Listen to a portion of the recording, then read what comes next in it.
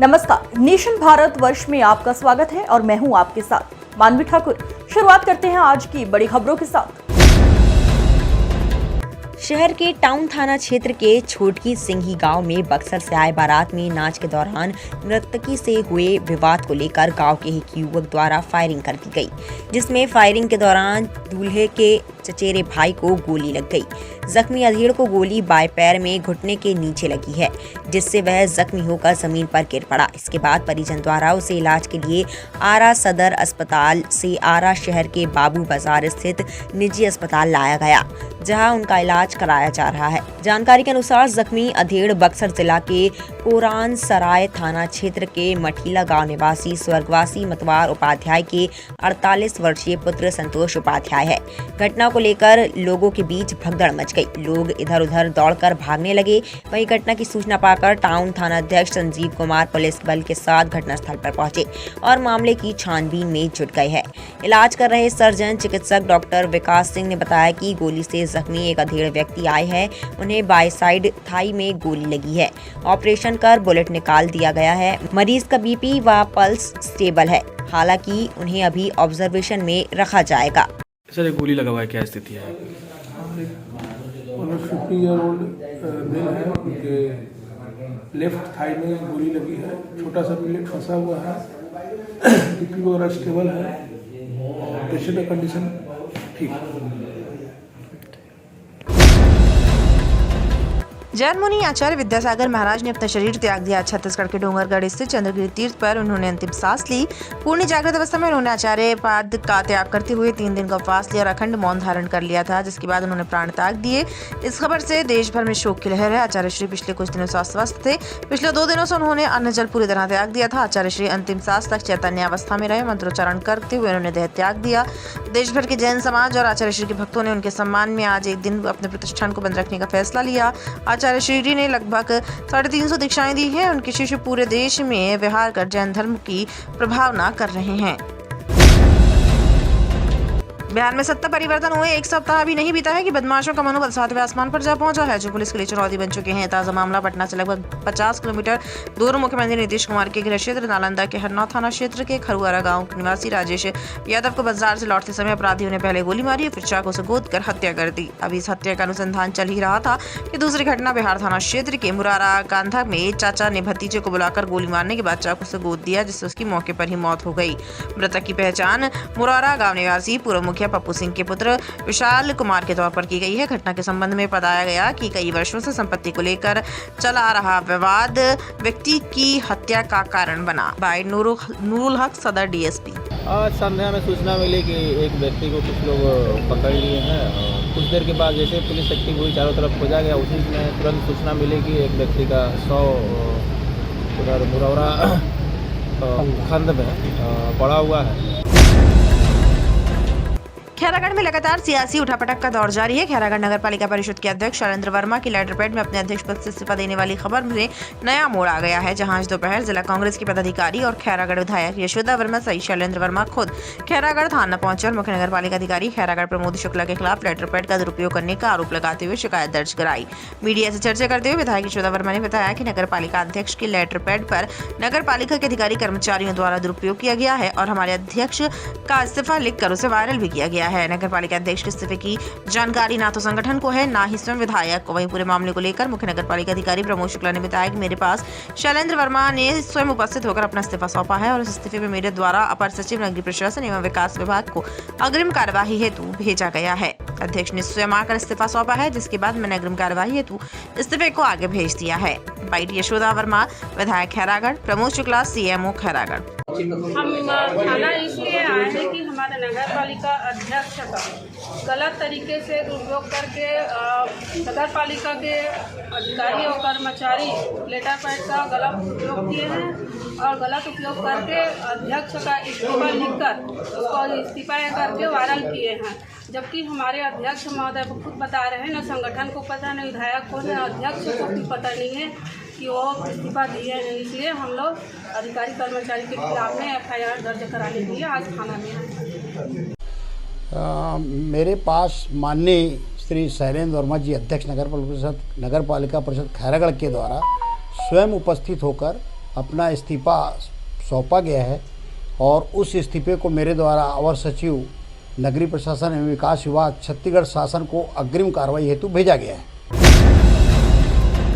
Police मुख्यालय भोपाल के आदेशानुसार पन्ना पुलिस अधीक्षक साई कृष्ण एवं अतिरिक्त पुलिस अधीक्षक आरती सिंह के निर्देश और मार्गदर्शन में लगातार यातायात जागरूकता अभियान चलाया जा रहा है। लोगों को तरह तरह के कार्यक्रम आयोजित कर नियमों के पालन की हिदायत दी जा रही है। इसके बावजूद नियमों का उल्लंघन करते पाए जाने पर नियमानुसार कार्यवाही की जा रही है। बताया गया है कि पुलिस अधीक्षक साई कृष्ण के निर्देश पर यातायात थाना प्रभारी नीलम लक्ष्कार सहित जिले के समस्त थाना एवं चौकी प्रभारी के द्वारा अपने अपने क्षेत्र में वाहन चेकिंग की जा रही है। जिले भर में 91 व्यक्तियों पर यातायात नियमों का उल्लंघन करने की वजह से कार्यवाही करते हुए 3,5800 रुपए का शुल्क वसूला गया है। जिले भर में 91 व्यक्तियों पर यातायात के नियमों का उल्लंघन करने की वजह से कार्यवाही करते हेतु 35,800 रुपए का शुल्क वसूल किया गया है। बाइट नीलम लक्ष्कार, यातायात थाना प्रभारी निरीक्षक। देखिए, चालान का ऐसा है कि वैसे तो हमारा ये रहता है कि वरिष्ठ अधिकारी और हमारी पूरी यातायात टीम के द्वारा ये सभी लोगों से, वासियों से निवेदन और अपील की जाती है कि यातायात नियमों का पालन करें। लेकिन फिर भी अगर जिन लोगों के द्वारा यातायात नियमों का उल्लंघन किया जाता है तो इसको देखते हुए ज़िले में 91 चालान किए गए हैं आज के दिन, जिसमें 35,800 रुपये के लगभग सम्मान शुल्क लिया गया है। रोहतास जिले के सासाराम के तकिया कॉलेज के पास पंडित दीनदयाल गया रेल खंड पर ट्रेन की चपेट में आने से एक व्यक्ति की मौत हो गई। मृतक व्यक्ति सासाराम फजलगंज के गोरख पासवान का बताया गया। घटना के संबंध में परिजन ने बताया कि गोरख पासवान खेत की ओर लौट रहे थे। इस दौरान तकिया कॉलेज सासाराम के पास ट्रेन की चपेट में आने से उनकी मौत हो गई। सासाराम जंक्शन से पश्चिमी घाट में इस घटना की सूचना पुलिस तक पहुंची। पुलिस मौके पर पहुंची, शव को कब्जे में लेते हुए सदर अस्पताल सासाराम में पोस्टमार्टम के लिए भेज दिया। वहीं पुलिस की अगली कार्यवाही भी जारी है। घटना के बाद परिजनों में कोहराम मचा हुआ है। वहीं पर अचानक 3 गो ट्रेन आया, पार हुआ। अब वही चपेट में वो उनका मौत हो गया। अब सूचना हम लोग को मिला, ये जगह मंदिर के सामने एकदम वो फलाना गोरख पासवान के ट्रेन से कट गया। तो हम लोग खबर मिला तो हम लोग वहाँ पर पहुँचे। तो वहाँ लोकसभा चुनाव की तैयारियों में जुटी कांग्रेस अब अपने प्रत्याशियों के नाम को लेकर मंथन कर रही है। पार्टी के प्रदेश अध्यक्ष करण माहरा भी चुनावी मैदान में उतर सकते हैं। प्रत्याशी के तौर पर दावेदारी को लेकर उन्होंने कहा कि मैं अपने स्तर से कोई दावेदारी नहीं की है, लेकिन कई सर्वों में मेरा नाम भी आया है। उन्होंने कहा कि अगर सरकार की ओर से चुनाव लड़ने की जिम्मेदारी दी जाएगी तो चुनाव लड़ेंगे। हालांकि उन्होंने ये भी कहा कि प्रदेश की सभी 5 लोकसभा सीटों पर हमारा फोकस है। प्रदेश अध्यक्ष होने के नाते मैं सभी सीटों पर चुनाव में जीत के लिए रणनीति में जुटा हुआ हूँ। देखिए, बैठक में बहुत सारी चीजें होती है, वो सारी चीजें नहीं बताई जा सकती। 35 से ज्यादा नामों पे डिस्कशन हुआ है और मेरिट्स और डिमेरिट्स पे भी बात हुई है, मुद्दों पे भी बात हुई है और अभी पहली बैठक है। इसके बाद 1-2 बैठकें और होंगी और उसके बाद ही स्थिति जो है स्पष्ट हो पाएगी। देखिए, मैंने कहीं अप्लाई नहीं किया है, लेकिन हाँ 1-2 जगहों से मेरा नाम भी आया है और वो सर्वे के आधार पे नाम आया है। मैं चूंकि पार्टी का प्रदेश अध्यक्ष हूँ, मुझे 5 लोकसभा सीटों में तैयारी करानी है, लोगों की मदद करनी है, पार्टी को जिताने के लिए प्रयास करना है और पार्टी का सिपाही हूँ। पार्टी जो आदेश करेगी उस काम को पूरी ताकत से करने का काम करेगी। आरा में हिंदुस्तान आवाम मोर्चा सेकुलर द्वारा कार्यकर्ता सम्मेलन का आयोजन किया गया। सम्मेलन में हम पार्टी द्वारा जीतन राम मांझी के पुत्र एवं मंत्री सूचना प्रौद्योगिकी विभाग बिहार सरकार संतोष कुमार मांझी ने शिरकत की, जिसमें उन्होंने प्रेस को संबोधित करते हुए कहा कि हम पार्टी अब आरा में भी विस्तार कर रहे हैं। बहुत जल्द हमारी पार्टी भोजपुर जिला के गाँव तक पहुंचेगी। हमारी पार्टी कार्यकर्ता इस पार्टी को नई ऊंचाइयों पर ले जाएंगे एवं हर तबके हर वर्ग के लोगों को हम पार्टी से जोड़ेंगे।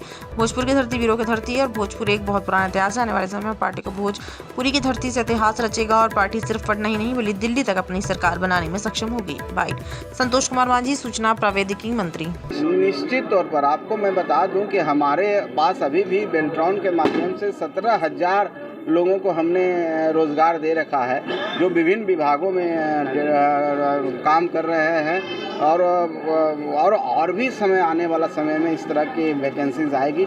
तो बिहार सरकार का ये तो प्रतिबद्धता है कि हम ज़्यादा से ज़्यादा रोजगार दें, नौकरियों का सृजन करें। इसमें कोई विभाग अछूता नहीं है। मेरा आईटी विभाग भी इसमें है और हर विभाग में रहता है। ये अलग बात है किसी विभाग में कम ज़्यादा, लेकिन हम समझते हैं। रोहतास जिले के सासाराम में इन दिनों बेखौफ वाहन द्वारा पलक झपकते ही वाहन चोरी कर चलते बन रहे हैं। बड़ी बात यह है कि रोहतास पुलिस का प्रतिदिन वाहन जांच के दावा के बीच जुर्माना वसूली जा रही है, फिर भी चोरी के वाहनों की बरामदगी नहीं हो रही है। ताज़ा मामला सदर अस्पताल सासाराम से जुड़ा हुआ है, जहां एएनएम सुनीता देवी अपने पति के साथ अस्पताल पहुंची। दावा देने के लिए अस्पताल के भीतर गई, बाहर आते ही बाइक चोरी हो गई। सदर अस्पताल सासाराम परिसर में पलक झपकते ही इस घटना ने पुलिस की चौकसी सहित सड़कों पर चलाए जा रहे वाहन जाँच अभियान पर सवाल खड़े कर दिए हैं। वाहन चोर सासाराम में लगातार वाहनों की चोरी की घटनाओं को अंजाम दे रहे हैं और बेखौफ होकर चोर पुलिस को खुली चुनौती दे रहे हैं। वहीं पीड़िता स्वास्थ्यकर्मी सुनीता देवी ने बताया कि अस्पताल में पति के साथ अभी अंदर ही गई थी कि बाहर आते देखा तो बाइक चोरी हो गई। पीड़िता ने पुलिस में शिकायत की बात कही है। बाइट सुनीता देवी, स्वास्थ्यकर्मी, सदर अस्पताल सासाराम। घटना हुआ है मेरा गाड़ी चोरी चला गया तुरंत। 2 मिनट में आया, पीएससी में दवाई देने के लिए तुरंत लेके चला गया और लेके जा क्या करेंगे। कौन सा गाड़ी थी ये? DR 24F 6956। गाड़ी कौन सी थी? स्प्लेंडर प्लस था। आप यहाँ ड्यूटी पर? हाँ, ड्यूटी पर है। आपका नाम? सुनीता कुमारी, ANM।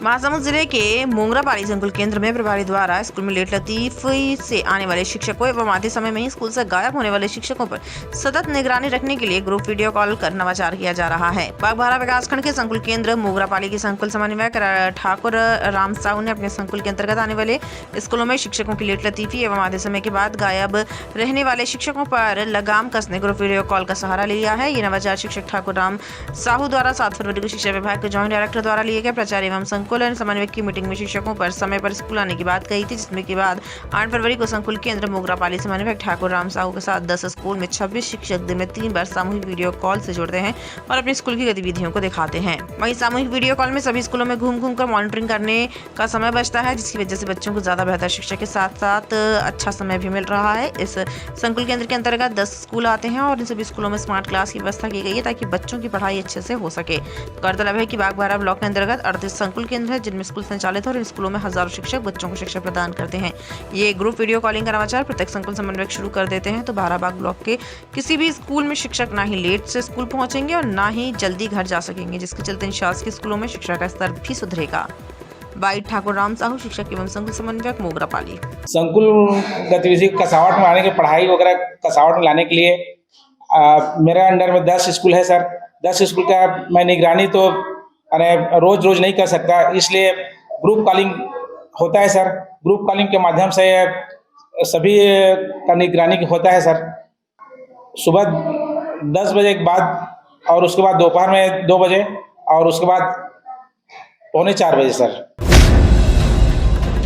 रोहतास जिले के सासाराम मंडल कारा में डीएम नवीन कुमार तथा डीएसपी विनीत कुमार ने सुबह मंडल कारा पहुंचकर छापेमारी की। करीब 3 घंटे तक मंडल कारा सासाराम में चली छापेमारी में आपत्तिजनक सामान अंदर से बरामद हुआ। वहीं इस मामले में डीएम नवीन कुमार ने बताया कि मंडल कारा सासाराम के एक वार्ड, बैरक, हॉस्पिटल वार्ड में गहन छापेमारी की गई। छापेमारी में डीएम व एसपी के अलावा सासाराम एसडीएम आशुतोष रंजन व एसडी ओपी दिलीप कुमार भी मौजूद रहे। कड़ी चौकसी के बीच इस छापेमारी से बंदियों में हड़कंप मचा रहा। इस अभियान के दौरान जिलाधिकारी नवीन कुमार ने कहा कि मंडल कारा सासाराम में स्थित अस्पताल बैरक के एक वार्ड की जांच की गई, साथ ही सीसीटीवी कैमरों की भी जांच की गई। उन्होंने कहा कि इस छापेमारी में आपत्तिजनक सामान नहीं मिले हैं, लेकिन तंबाकू मिलने पर कार्रवाई करने के निर्देश दिए गए हैं। वहीं मंडल कारा की गाइडलाइन के अनुसार अन्य व्यवस्थाओं की भी जांच के साथ आवश्यक निर्देश दिए गए हैं। बाइट नवीन कुमार, डीएम रोहतास।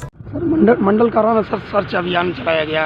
आज हमारे मैं स्वयं और एसपी साहब, एसडी और एसडीपीओ सभी लोगों ने आज यहाँ पे औचक कारा में हम लोगों ने छापामारी की और एक बैरक और एक वार्ड की तलाशी ली गई।